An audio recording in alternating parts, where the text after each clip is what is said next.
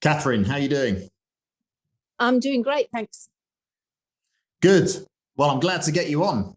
We've had a lot of conversations this week, and I thought it'd be an ideal time to get you on because we are, by all means, like entering what looks like the second half of the 18-year cycle that you talk about in Cycles, Trends, and Forecasts. And we have indeed entered it, Woody. Yeah, well, I mean, a year, well, it was about 18 months ago when this huge government-induced crash happened in March 2020. It almost looked like the cycle was interrupted forcibly, right? And it just shows you. Yeah. It just, I guess that, does it show you that there's that saying, isn't it, that it never repeats, but it rhymes, and maybe what one way that it's so hard to tell the cycle is because it's different each time. And certain things happen where you think this must be a completely, this time it's different. But lo and behold, 18 months later, the market is roaring. It's important to understand with the real estate cycle that it repeats in the same pattern each time. That doesn't mean that the recessions are going to be the same, but in terms of watching the pattern of real estate, what causes the real estate to rise and the effect that the rise in prices has on the economy. And remember, we're talking about the rise in land prices, which are fundamental to everything that we need. I've said this to you numerous times before, but land makes up everything around us. Every good is made from land. We live on it, sleep on it, work on it, play on it. When you make high land prices high, and that's supported by debt, then that's the point where you start to get the cracks in the economy. So the real estate cycle runs to that same pattern each time. And it's often not seen and not noticed because most people don't talk about what land prices are doing. And if they do, it's almost like it's divorced from the general economy. So when you hear about them say on the television that housing is becoming unaffordable and people are finding it hard to get in, and then you'll hear some government official come up and say, well, we just need to build more accommodation. Nobody is really saying, how is that affecting the broader economy? What's it doing? Because it's eroding away the productive sectors of the economy. Is also affecting the stock market, understanding that the stock market carries a lot of real estate wealth within the stock market. We call it the economic rent, because the rent of land is the land's price, and because it goes up on its own. You don't work to make your house worth more or your block worth more. It goes up because of the community activity that's around it, the infrastructure that's built around it, the amount that the banks will lend, the interest rates, and so on and so forth.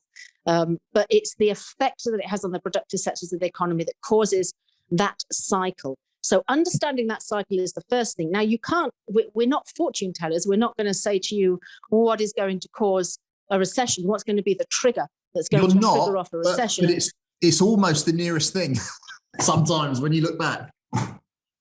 The things that we're using to forecast the cycle now, the same things that were used decades ago to understand this. And I think the classical economists had a very acute understanding of how land prices affect the economy.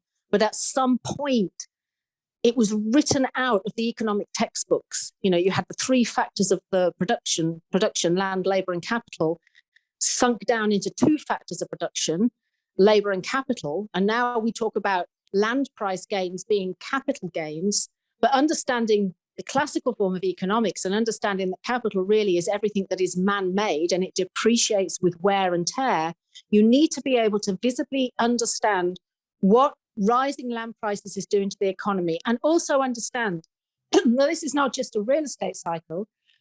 Sorry, Woody. This is land in economics accounts for all the common wealth of the country, so including our mineral wealth as well.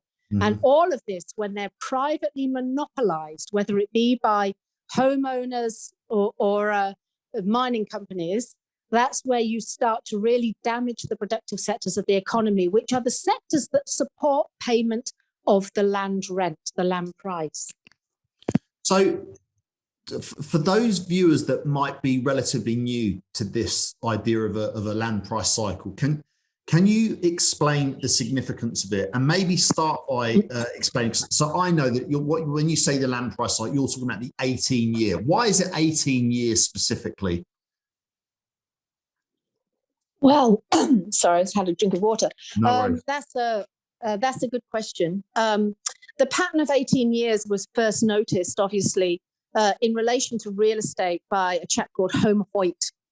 He was a US economist who wrote 100 Years of Land Values in Chicago for his thesis in the 1930s. And there were a few other people that understood, that had come to the same discovery around the same time. So Roy Wenslick was one of those people too. He was a real estate valuer.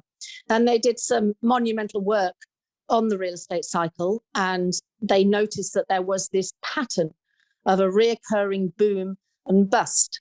And that would be around a 14-year period.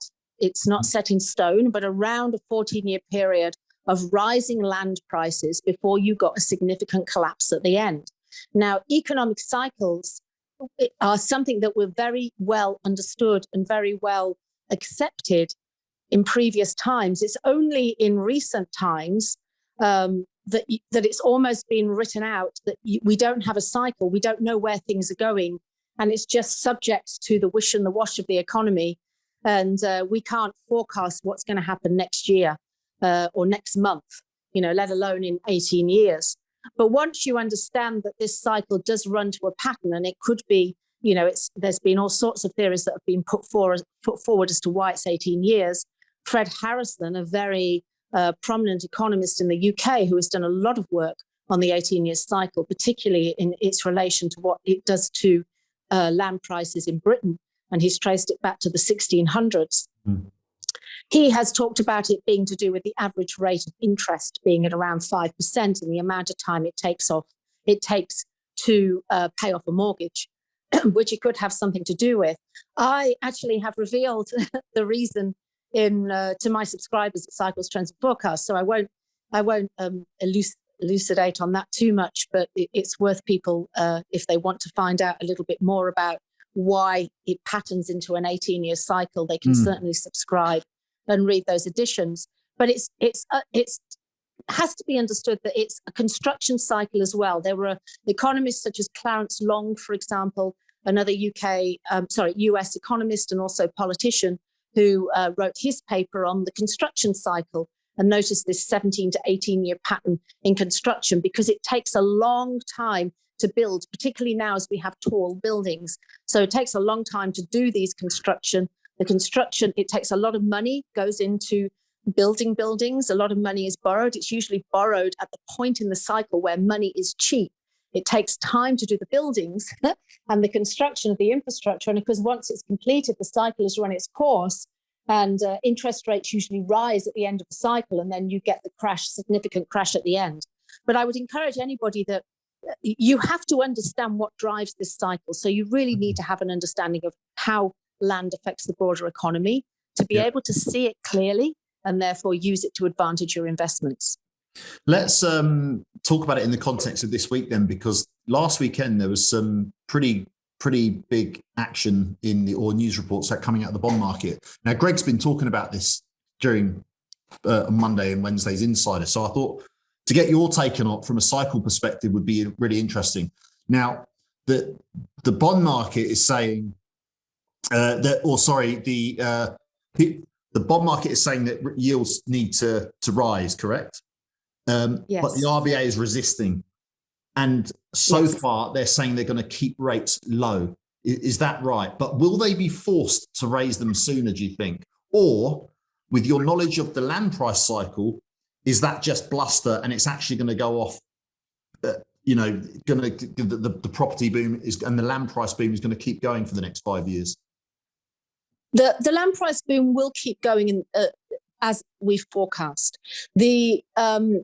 So first of all, what's exactly happening now with the RBA is they've already made statements that they are not going to rise interest rates in order to control land prices. And they're going to put that job on APRA. And then because APRA has raised the serviceability rate on loans, not by much. And what you notice when you look historically at the cycle and interest rates is that small movements in interest rates in response to what's happening within the economy or in response to an improving economy, don't have any effect on house prices, particularly in the context of what's happened most recently, where there's people that have owned properties and have received large capital gains on those properties and have a lot of equity in their existing properties, are able to then pull against that and to go out and spend it into the market.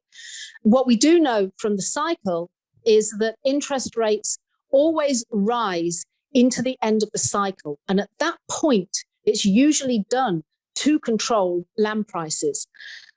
Around 2 years out from the end of the cycle, and I did this analysis not so long ago, you will see that pattern occur historically in Australia. So we have synchronized with the last 3 18-year cycles. And if you look at those patterns, so going back what happened into the lead up to 1991, for example, you can see a rise in interest rates, quite a rapid rise. So on numerous meetings where they meet, they increase, by 25 basis points, whatever. The same happened obviously in the lead up to 2008. We saw it through 2006, 2007. I would say that around about toward the end of 2023, you would be starting to see interest rate rises. Yeah. But real estate will keep rising whilst that is happening. It won't be evident immediately of the effect that it will have on property prices.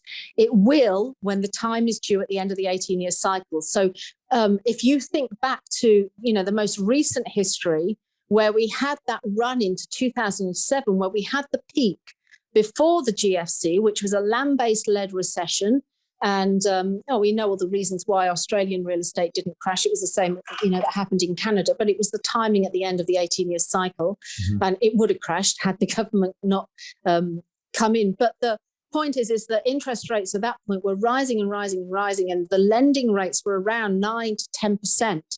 And because the productive sectors of the economy have been eroded away, you don't see it, an increase in homelessness, people needing to live further from work, and that travel that they need to do, the businesses that can no longer pay the rent, so they go out of business. So those types of things are eroding away the productive sectors, and it gets to the point where the productive sector of the economy can no longer afford the land rent. They can't afford the payments on their loans, and that's where the cracks will open up, and you will be revealed will be the mortgage fraud, the control fraud that's gone on underneath. So we can expect that will happen ahead of where the RBA claimed that it would happen. And so we know that from a cyclical point of view. Whether it's, how that's going to play out, we'll just have to sit back and wait and see. But I don't see it affecting the cycle. In fact, I see that the cycle is going to play on with the inflation that's going on in the economy from the supply shortages and the forced labour shortages, them all manipulated. When we were talking during the end of the week, at the beginning of this week, I asked you actually to cover, the previous cycles, and I pinpointed the cycle between 1974 and 1991, and then 1992 to 2010. And you said you don't like to do that, but what you like to do is work backwards. So if you work back from 20, and you've earmarked 2026 as the end of the latest cycle that we're in, and you go back 18 years, you get 2008, 2010, right? 2008, sorry. But like you said, we avoided in Australia a mega property crash, didn't we? For those reasons. Do you see that is there going to be a savior this time, or do you think it's going to be more like 1992 in terms of land price collapse here in Australia, do you think?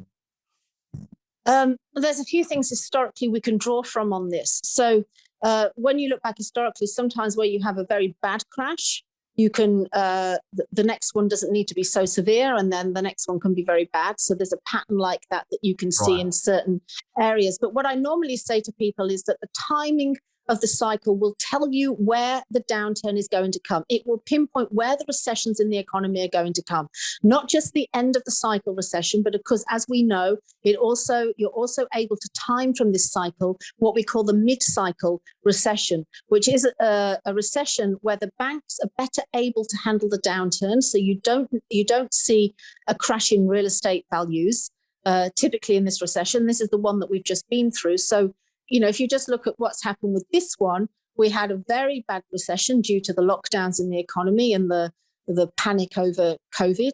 The one before that in 2001, which was the mid-cycle recession, wasn't so bad. We actually didn't go into recession and we barely noticed it. The US had a bad recession out of it. But you go back 18 years from that to the mid-cycle recession prior to that into the early 1980s, that was very bad for us, with very high unemployment. Real estate didn't crash. And you can pattern that a little bit with the end of cycle recessions as well. I personally feel that the recession at the end of this cycle will be very bad because there has been people are pouring their money into property, not for anything other than not knowing where to put their money right now. Money is worthless in the bank. In the lead up to the 1990s downturn, the market was moving extremely rapidly in the last 2 years in the bit that we call the winner's curse part of the cycle, and interest rates were very high, and you could make money from putting your money in the bank. That's not obviously the case anymore. But the rapid rise that we've seen in property prices right now cannot be sustained, and you would expect there to be a severe downturn at the end of this cycle. But the cycle times where these recessions are going to come, the way that the government reacts to it and the policies are what tells you how long the recession is going to be and how severe it is going to be on the other side. Where are they going to throw money? Are they going to be able to buffer what is happening in the economy by giving out helicopter money? I think that there's a lot of things that in the lead up to what's happening now and the way that the economy is changing and the way that we're going towards digital currency, which that's may going to help. prevent. That's going to help the so helicopters, isn't it? Yeah, well, a little bit, but it's also, obviously I study cycles generally. So, I mean, it's not just the real estate cycle, but what is happening now is part of a much bigger cycle. And we're going through dramatic economic changes, which are written into that much bigger cycle. So where you can see an economic change and a change the way things are done and are pushed towards a digital economy, and a push towards what you're hearing, people like, the WEF, Klaus Schwab, talking about where they want to be part digital, part human. This idea of this digital technology, which is transforming at a rapid pace what we're seeing now, and also changing the way that we relate to location, because the real estate cycle is all to do with location. And there's big shifts that are going on now, which are part of a much bigger cycle, which are going to have some changes to the real estate cycle as we move on from this. But ultimately, it doesn't take away from the fact that we need to live on land, and the location of land is what gives land its price. Are we approaching the most dangerous part of the cycle, or are we in the most exciting part of the cycle? Well, or are they one and the same thing? Yeah, well, I mean, I suppose when you understand, look, the cycle gives you, and everybody listening to this, understanding of the cycle gives you something extremely valuable, because it tells you the roadmap as to where the economy is going. So to some extent, you can make provision for what is going to happen in the future. We don't know. I mean, to an extent, obviously, I knew that there was going to be a potential recession in 2020. I didn't know how severe it would be. It could have been mild. It could have been severe. It was severe. I didn't know that they were going to lock me in my home and affect me like that. But the point is that you can make provision for it with your finances. You understand that that's going to happen. So it's a very valuable tool to have. But it's also in that understanding, which is to an extent very exciting, because you can make a lot of money and a lot of wealth in the upward phases of the cycle. It's also extremely dangerous in itself. And I think this is the point that I try and get across in my writing. It's all right being a real estate spruiker and saying, well, you just got to go and invest in land. But when you do understand what it does to the economy and the corrupt and unjust practices that we have in the economy, which really rob us of our income, because the cycle really is because we don't tax away land rent. So the rent of land, if we were to tax that away and make real estate undesirable to speculate in, you wouldn't have a cycle. If we were to say, well, we'll tax that, but we'll let you keep your income, we're not going to tax what you earn. You can do whatever you like with your income. You can have freedom of trade, freedom to do whatever you like with your income. We're just not going to allow you to have the monopoly profits, from land rent. You switch the economy around and you would have a much different economy. And there are places globally that have this, or not have it, but lean towards it. Places like Singapore, some of the Asian countries that do tax land higher than they tax income have very, very low income taxes. I spoke to an investor in Hong Kong not so long ago who invests in Australian real estate. He earns a lot of money over there. He doesn't have as good living conditions, lives in an apartment in Hong Kong, but he gets to keep most of his income, and that gives him the income to invest in and speculate in Australian real estate and make a killing from the economy that we have over here. But, back to my point, the point is that the economy is ultimately unjust and it causes a lot of health problems, with people in the economy. It's an extremely stressful situation to kind of have to live in. So understanding that at the root of it, I think is dangerous. And so when we get to the most dangerous part of the cycle, it's really... You call it the winner's curse. That you don't... Yeah, the winner's curse. You don't want to buy in where at the point where the real estate market is about to collapse. And I know people, it doesn't mean that in 10 years' time, that property won't be worth more. I mean, we know in Australia, for example, down the eastern coast, at least, that property prices, providing there's nothing to disrupt another cycle taking off, such as war, for example, but property prices tend to exceed their previous peak in the first half of the next cycle. So you can hold on to your real estate and do okay, but what you don't want to do is leverage yourself up, say in 2007, as people were doing, and purchasing property and paying as much as they could because the sun was shining and nobody even envisaged that we were the stock market was going to collapse and we were going to go into a recession. You would know it if you studied the cycle, but nobody understood it then who was purchasing. And they're the ones that get caught because they're the ones that are leveraged. Their property price goes underwater. The banks pull in the loans. You can't access money from the banks anymore. You fall into foreclosure. The economy goes into recession. You don't have a job. You don't have a job. Your house is not worth. You've got no equity in your property. So the bank's not going to lend you. I mean, banks only lend to property owners. They're not so kind if you don't have the collateral to give against the loan. So yeah. That's the dangerous point of the cycle, not an exciting point. So, Catherine, today we're November, early November 2021. Where are we in the cycle right now, and what does that mean for investors? Yeah. Well, we had a price downturn in 2018.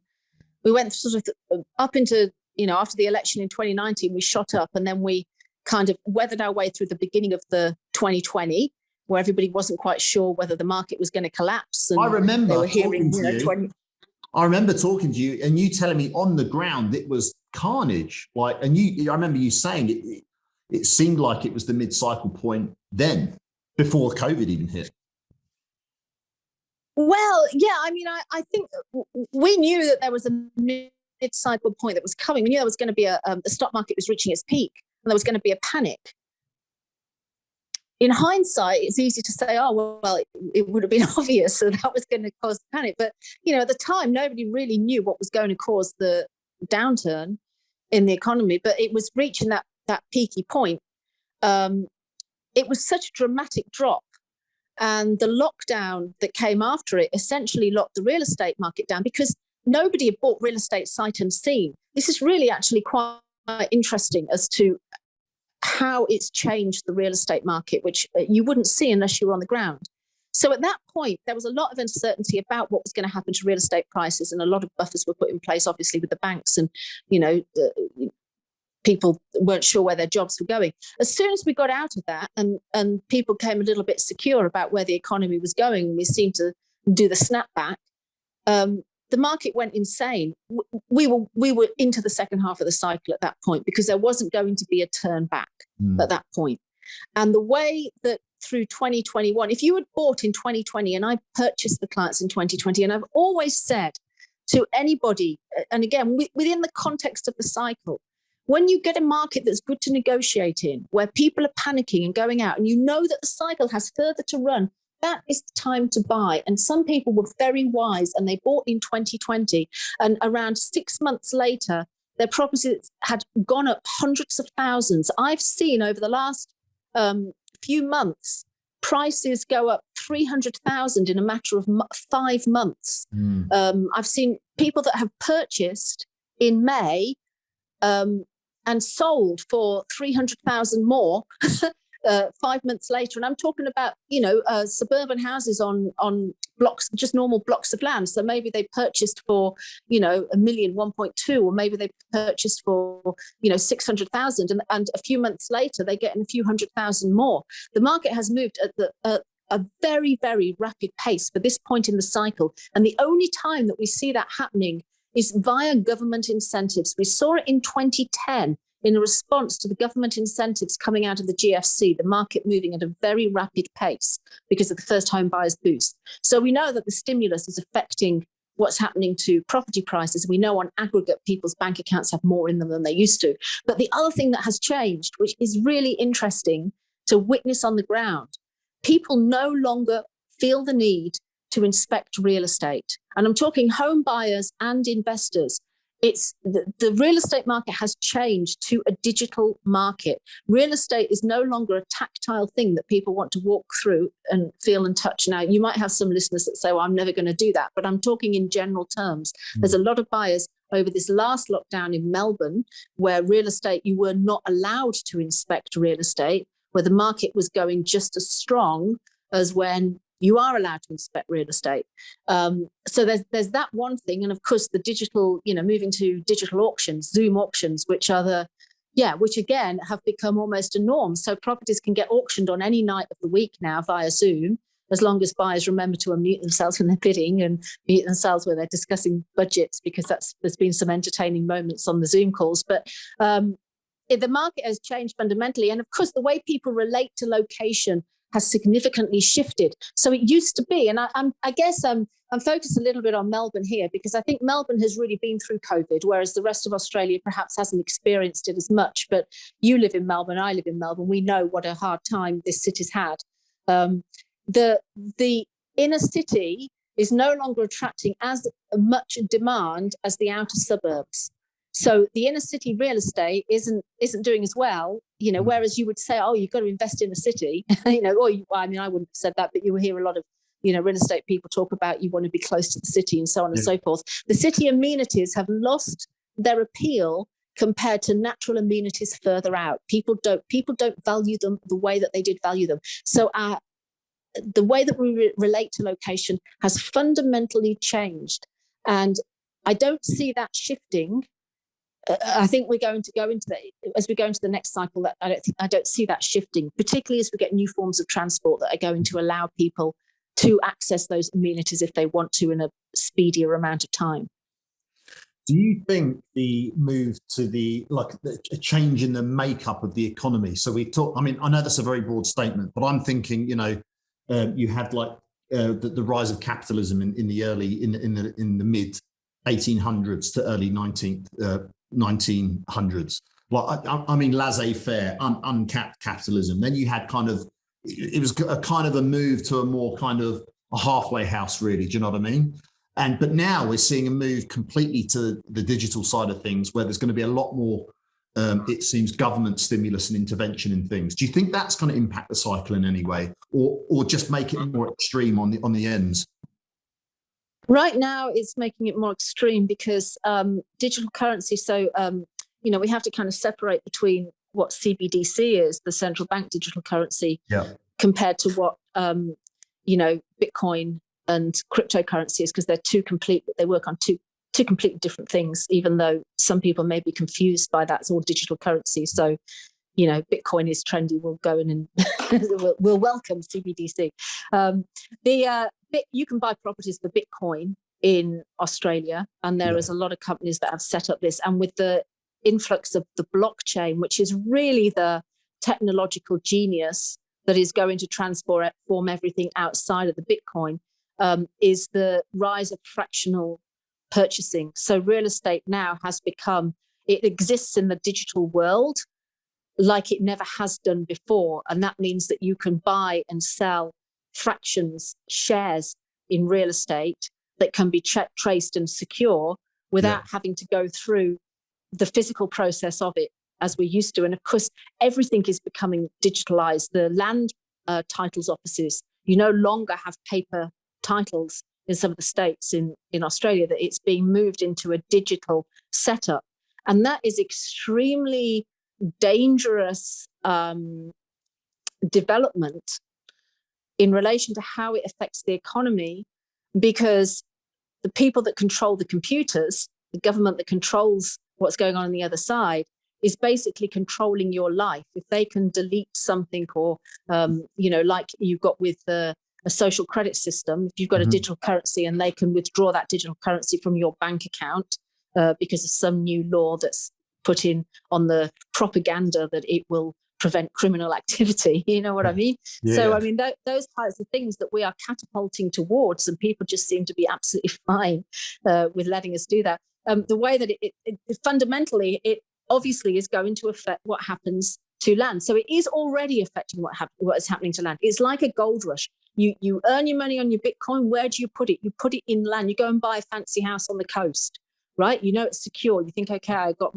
a block of land that is tactile, always going to be worth something because of its location, because what you can do with the land, because how you can develop the land, or however you're structuring your investments.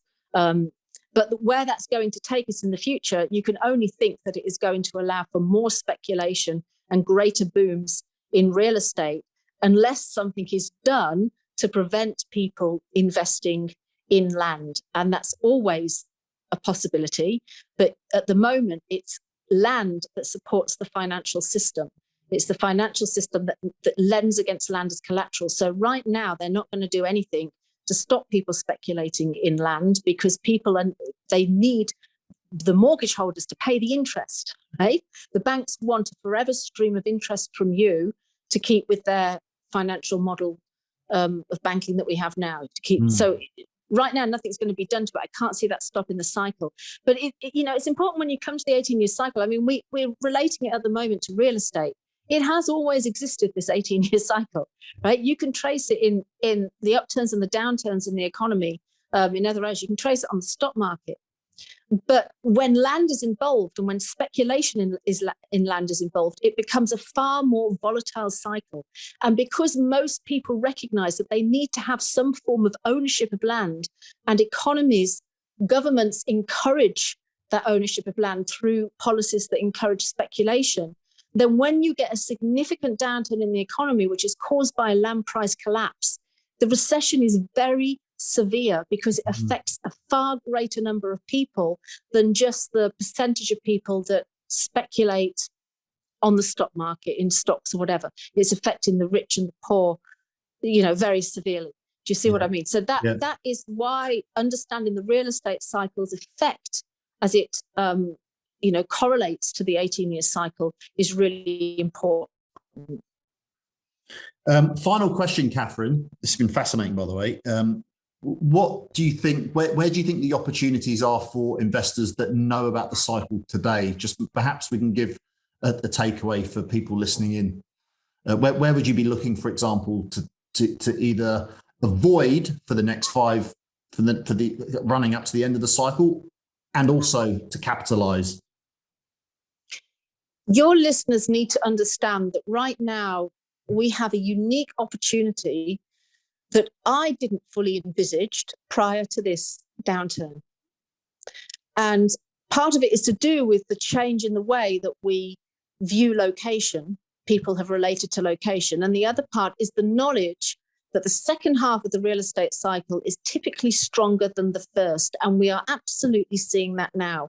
Everybody thought that we had a strong run between 2012 to the peak in 2017. It's much stronger now. And with all the money that's sloshing around in the economy, the stimulus that has been given, and also understanding that we're going to open up to immigration at some point, you can think that there's a lot of fuel yet to go in this fire. But the change to the way that people relate to location has opened up regions that were once considered too remote, too small, too uncultural. Now those regions are becoming valuable in people's minds because they have reassessed their values in life and they want to move into them. And those regions are cheap in comparison to the capitals, but they are suddenly rising very quickly. So if you can understand where those regions are, where those regional locations, the coastal locations. So for example, in Melbourne, the inner city isn't doing so well. You've got very high vacancy rates in suburbs such as Caulfield, which is for people that don't know Melbourne, it's a middle ring suburb, Jewish dominated suburb. A lot of Jewish people live there, very wealthy families live in that suburb. Bentley, which is just next to it, which is a traditional suburb that attracts a lot of families, a lot of working couples, got a lot of big houses in it, great schools. They've got very high vacancy rates. Down the coast, Aspendale, further down the Mornington Peninsula, the vacancy rates are very low, which shows you that there is a squeeze of people that are moving into those areas and a lack of accommodation to accommodate those people that are moving in. And of course, real estate down there is cheaper than you will get in areas like Caulfield and Bentley. So that understanding that cheap areas are suddenly gaining that population growth, and they haven't got the supply to support the population growth. And you can't, well, I mean, this is something I'm going to approach in Subtle Strengths and Forecasts, because there will be ways of building properties very quickly at some point in this country. But right now, we don't have the setup for that. So it takes it's a 2-year process to build a property, right? So in the areas where people want to move, there's not enough property. And that means that the existing land prices are going to absorb the gains from those people that are moving in. And that's an opportunity that we have not had before that you want to take advantage of. And you don't need $1 million. You can get into some areas under 500,000 and still be benefiting from potentially very fast gains. Interesting. Well, Catherine, yes, that was great. I mean, if you want to learn more about cycles, trends, and forecasts, by all means, I'll provide a link in this below this video. And that's very insightful, Catherine. Thanks so much for your time.